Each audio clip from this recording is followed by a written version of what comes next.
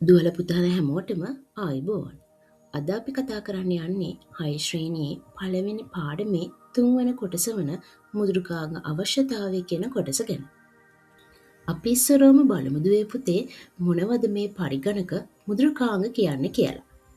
පරිශීලකයාට පරිගණකය භාවිත කරමින් යම් කාර්යයක් ඉටු කර ගැනීම සඳහා සකස් කර ඇති පරිගණක වැඩසටහන වලට තමයි අපි පරිගණක මුද්‍රකාංග කියලා කියන්නේ. අපි දැන් බලමු කවුද මේ පරිශීලකයා කියන්නේ කියලා. පරිශීලකයා කියලා කියන්නේ පරිගණකය භාවිත කරන පුද්ගලයාට.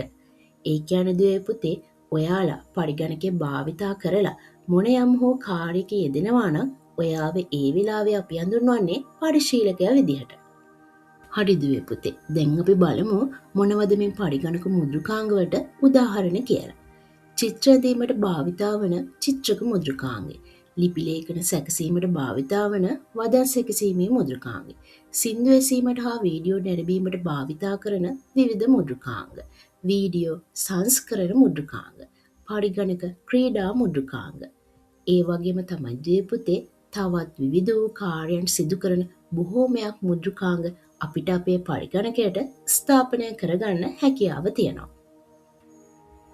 හරි දුවේ පුතේ.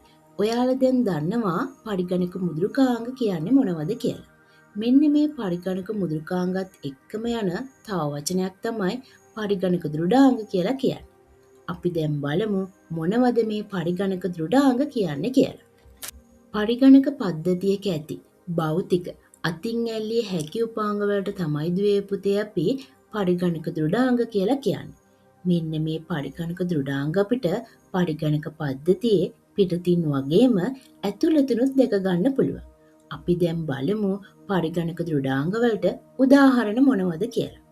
පරිගණක පද්ධතියේ පිටතින් දැකිය හැකි දෘඩාංග විදියට මූසිකය, යතුරු පුවරුව, සංදර්ශකය ගන්න පුළුවන්.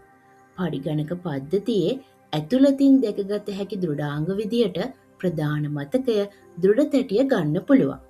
ඒ වගේම තවත් බොහෝමයක් පරිගණක දෘඩාංග අපිට පරිගණක පද්ධතියේ පිටතින් වගේම ඇතුළතින් සම්බන්ධ කරගන්න හැකියාව තියෙනවා. හරි දුවේ පුතේ. අද අපි පරිගණක මුද්‍රකාංග කියන්නේ මොනවද? පරිගණක දෘඩාංග කියන්නේ මොනවද කියන එක ගැන කතා කරා. ඉතින් දුවේ පුතේ අද අපි කතා කරේ 6 ශ්‍රේණියේ පළවෙනි පාඩමේ 3 වෙනි කොටස වන මුද්‍රකාංග අවශ්‍යතාවය කියන කොටස ගැන. මේ පාඩමේ ඊළඟ කොටසත් එක්ක අපි ආයෙත් හම්බෙමු. එහෙනම් ඔයාලා හැමෝටම සුබ දවසක්.